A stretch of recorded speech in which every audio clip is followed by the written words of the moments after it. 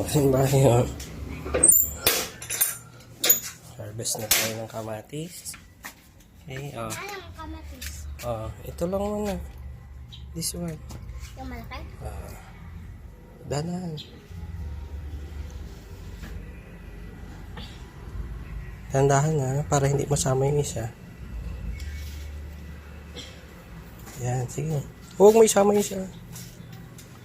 Okay, one. Si kuya naman yung isa. Ayan. Ito kuya. Ito isa. Okay, dalawa. May isa pa. Isa, hinag na rin. Yes. Yes, wow.